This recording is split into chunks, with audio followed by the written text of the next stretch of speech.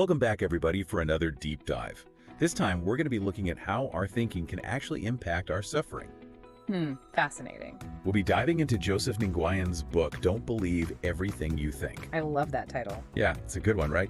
And he makes some pretty bold claims in the book. Like, he says that this understanding can actually help people boost their income or improve their relationships. Really? I'm intrigued, but also a little skeptical. Me too, honestly. But one of the things I really enjoyed about the book is that it's full of these, like, Zen-like stories.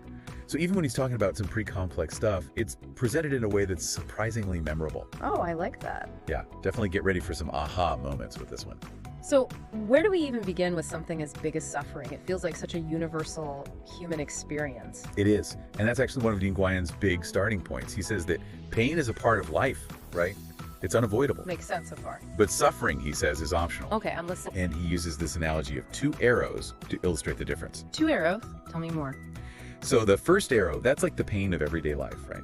The job stress, arguments, stubbing your toe, all that fun stuff. The things we all go through. Exactly. That first arrow, it's going to hit us all at some point. Yeah. But the second arrow, now that's where the suffering comes in. That's our reaction to the pain. Ah, I see. So if you think about a time recently when you were really hurting, either physically or emotionally, what were the thoughts that made it even worse? What do you think? Were you blaming yourself, catastrophizing, maybe reliving the event over and over in your mind? Oh yeah, I do that all the time. That's the second arrow in action. Ouch. And what's really fascinating is that Nguyen himself struggled with anxiety for years. Is that right? He did. He tried all the usual self-help stuff, but it wasn't until he stumbled upon this concept of thinking as the root of suffering that things really started to shift for him. So he's speaking from experience, not just theory. Exactly. And that leads to another really key point. It's not the events themselves that cause us so much suffering.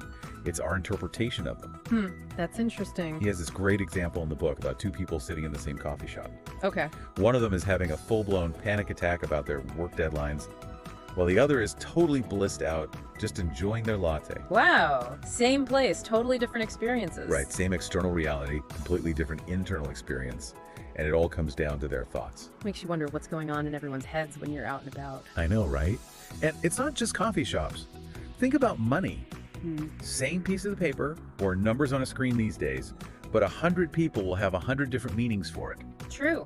For some, it's security. For others, it's stress. Some even see it as evil. Exactly. It's not the money itself. It's all the thoughts we layer on top of it.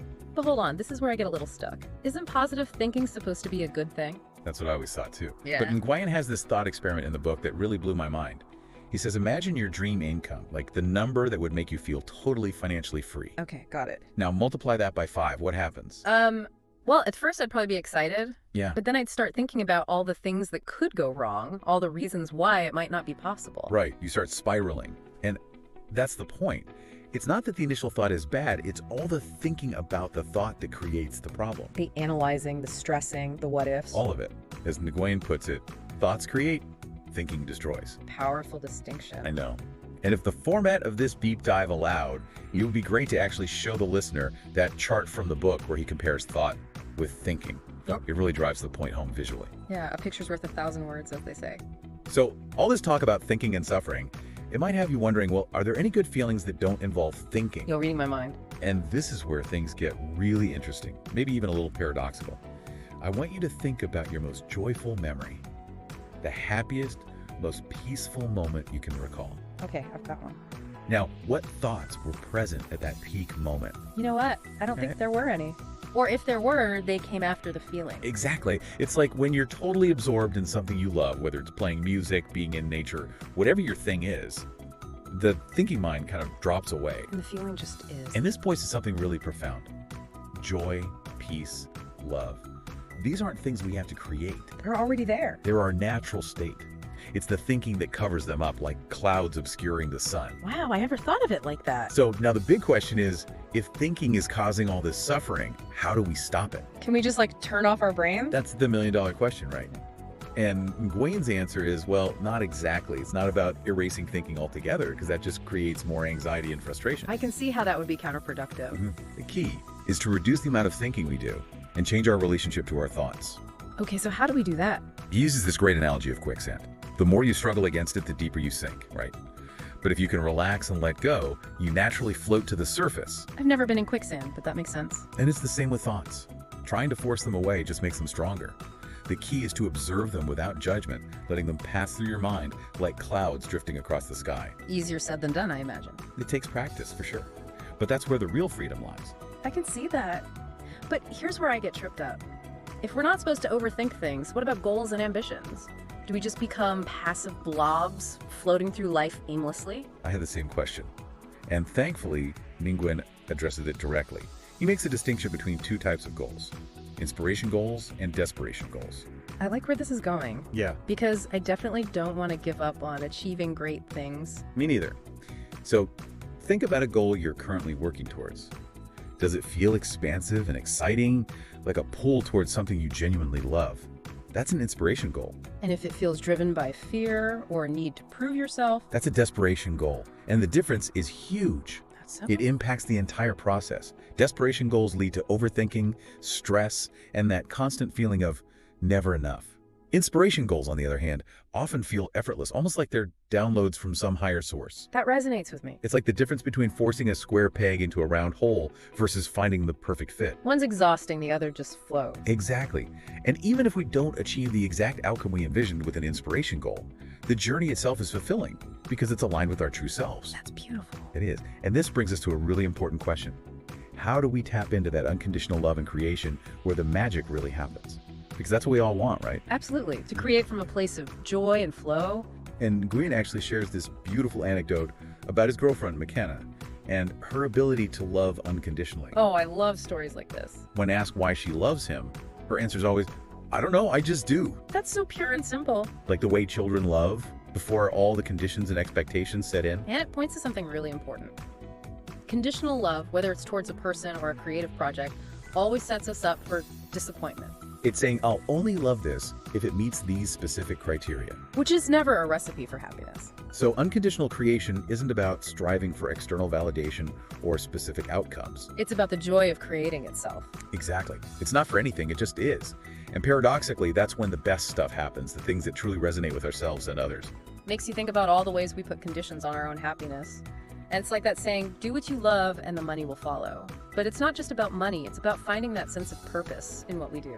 Okay, so this is all making sense to me theoretically, but how do we actually put this into practice? How do we take these insights and create a life with less suffering? Like, what are the concrete steps? Well, thankfully, Nguyen doesn't leave us hanging with just the theory. In the later chapters, he actually dives into some practical frameworks. Okay, good. And one of the first steps is identifying our thinking triggers. Thinking triggers. What are those? They're basically the things that consistently send our minds into overdrive, leading to those negative thought spirals we talked about. I think I'm starting to see where you're going with this. It could be anything, really. Certain types of news, specific people, even certain foods. You might notice that some things always seem to trigger a negative reaction. Oh, like when I scroll through social media before bed and I end up comparing myself to everyone else's highlight reel? Totally a trigger for me. Exactly. Once you become aware of your personal triggers, you can start making conscious choices to minimize their impact. So it's about becoming more aware of our own minds, noticing those patterns, and then taking action. Yeah, spot on. So maybe you limit your social media time, or you have a go-to phrase you repeat to yourself when you encounter someone who tends to push your buttons. Right, like a mental shield. Exactly. And it's not just about avoiding triggers, it's also about creating what Nguyen calls a non-thinking environment. A non-thinking environment. Okay, I'm intrigued. It's basically about building routines and practices into your life that helped quiet the mind and reconnect with that natural state of peace we were talking about earlier. So it's like we're not just avoiding the bad stuff, we're actively inviting in the good stuff. Exactly. It's very personalized, of course. For some people, it's meditation. For others, it's spending time in nature. It could be listening to calming music or engaging in creative expression. Anything that helps to quiet the mental chatter and bring you back to the present moment. I like that. So it's about finding what works for you. Exactly. And he talks a lot about the importance of a morning routine, like setting the tone for the day before all the chaos hits. Yeah, starting your day from a place of intention and peace rather than immediately getting swept up in the to-do list. Makes a huge difference. But okay, here's the big question. How does this whole non-thinking thing apply to work? Because I know that can be a huge source of stress for a lot of people. Yeah, for sure. Well, this is where it gets really interesting. Nguyen actually suggests that we apply these principles to our work lives as well. You mean like bringing mindfulness to the office? More than that, he talks about actually identifying those tasks that drain us versus those that energize and inspire us. I like that. So figuring out what feels like a hell yeah versus a hell no. Exactly. And then gradually shifting your focus more and more towards those hell yeah activities. So it's about taking back control, even if we're not in our dream job yet. Absolutely. It might mean delegating certain tasks, automating others, or even having honest conversations with your boss about restructuring your role. Right, like advocating for yourself and what you need to thrive. And remember, even small shifts can make a big difference. Maybe it's just bringing more mindfulness to a task that you used to dread, or finding a way to inject some creativity into a mundane process. I appreciate that reminder. Sometimes it's easy to get overwhelmed and think that we need to overhaul our entire lives. Right, but it doesn't have to be all or nothing. Small steps can lead to big changes over time. So we've covered a lot of ground here. We've talked about the root cause of suffering, the importance of reducing thinking, and some practical ways to create a more peaceful life. But is there anything else we can do to really solidify this understanding, like to make it even more powerful? Well, one of the most profound insights Nguyen shares is this idea that nothing is inherently good or bad. It's our thinking that assigns those labels, creating this world of duality and judgment. Whoa, okay. That's a big one. It sounds like a major perspective shift. It is. He actually uses the analogy of a piano keyboard. Think of it. You have 88 keys, each one producing a unique sound. None of the keys are inherently wrong. It's all just sound. Exactly. It's the combination of keys and how they're played that creates harmony or dissonance. I love that analogy. So it's not about eliminating certain experiences or emotions from our lives. It's about changing our relationship to them. You got it. And when we release the need to label things as good or bad, we can experience life more fully without getting caught up in those limiting judgments. That makes a lot of sense, but it also raises another question. If there's no inherent right or wrong, how do we make decisions? Are we just supposed to flip a coin and hope for the best? Well, that's where intuition comes in. Nguyen emphasizes the importance of listening to our inner wisdom, that deep knowing that often guides us towards the best path. Intuition, huh? But how do we know if it's really intuition or just our ego masquerading as inner guidance? Because I know I've been fooled by that before. It definitely takes practice to discern between the two, but intuition usually speaks in a quieter voice, like a subtle feeling or a knowing that arises without a lot of mental chatter. It's not about overthinking or analyzing. Exactly. It's about trusting that gut feeling. And often our intuition guides us towards actions that might seem illogical or even scary at first. It's about stepping outside of our comfort zones and trusting that we'll be supported, even when we don't have all the answers. And that's often where the magic happens, right? When we surrender to that inner wisdom, we open ourselves up to amazing synchronicities and opportunities that we could never have planned for. It's like we're tapping into a source of wisdom that's far greater than our limited minds. Exactly. So we've talked about reducing thinking, cultivating a non-thinking environment, and following our intuition. But this whole non-thinking thing still feels a bit abstract to me. Are there any practical exercises we can do to experience it more directly? Yeah, I'd love to hear some examples. Well, one powerful practice Nguyen recommends is creating space for miracles. Creating space for miracles. How do we do that? It's about intentionally quieting the mind and allowing those inspired thoughts, solutions, and opportunities to emerge. It's like we're creating a mental vacuum where those brilliant ideas can rush in. Exactly. There are many techniques, but one simple approach is to sit quietly for a few minutes each day, just focusing on your breath. As thoughts arise, simply acknowledge them and let them go, without getting caught up in their stories. Okay, I can see how that would be helpful. Just creating that mental stillness. You can also visualize a clear, expansive space in your mind, like a blank canvas, and invite those intuitive insights to flow in. So it's about making space for the magic to happen. Right.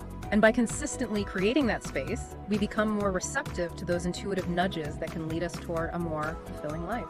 I love that. But even with all of this, there's still a part of me that's a little apprehensive. What happens when we actually start living in a state of non-thinking more often? Are there any potential obstacles or challenges we might encounter along the way? That's a great question, and it's something to be aware of.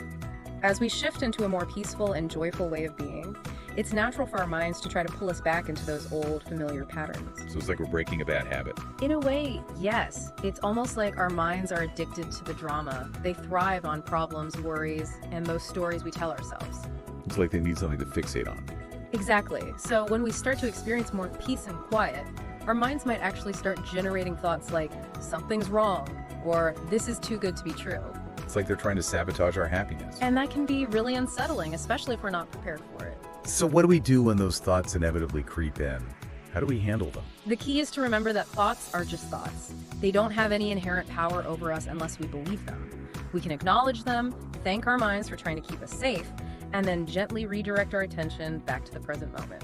So it's an ongoing practice of awareness and gently guiding our minds back to that state of peace. Exactly. And the more we practice, the easier it becomes to recognize those unhelpful thought patterns and choose a more peaceful experience. This has been such an insightful conversation. We've gone really deep from the root cause of suffering to these practical strategies for cultivating a non-thinking life. But before we wrap up, I'm curious what happens next. Once we've tasted this peace and joy, how do we sustain it? Like, how do we keep moving forward on this path? That's the journey, right? It's not about reaching some perfect state of blissful non-thinking 24/7. Life happens. There will be ups and downs, challenges, all that. So it's not like those monks we see meditating on mountaintops have it all figured out. They still get frustrated when things don't go their way. Oh, I'm sure they do. The difference is they've just developed more tools and practices to navigate those moments. They've trained their minds to recognize those unhelpful thought patterns and choose a different response. It's about building mental muscle, getting better at catching ourselves when we start spiraling. Exactly. And as we do that, we become more resilient. We're able to bounce back from setbacks more quickly, and we can access that inner peace more easily no matter what's happening around us. That's a powerful message. It means we're not just victims of our circumstances or our thoughts. We actually have a lot more control than we often realize. And that's one of the most inspiring things about Nguyen's work. It really puts you in the driver's seat. You're not at the mercy of your thoughts. You have the power to choose a different response. It's empowering, for sure. But it also raises a big question. If peace is our natural state, if it's just obscured by all that thinking we do, what does that say about our true nature? What incredible potential might we unlock when we quiet the mind and tap into that deeper wisdom? It's something to think about. And if you're intrigued by these ideas and want to explore them further, we highly recommend checking out Don't Believe Everything You Think. It's full of practical exercises and insightful stories that can help you on your journey. It's a really great read. And speaking of personal growth, this deep dive was brought to you by The Growth Reads. The Growth Reads is your go-to channel for unlocking your potential through the power of books. Every week, we dive into insightful reads just like this one, sharing key takeaways, having thought-provoking discussions, and offering actionable advice to help you grow in all areas of your life. So if you're ready to level up and explore the incredible power of your own mind, be sure to check out The Growth Reads. And remember, you are not your thoughts. You always have the power to choose peace.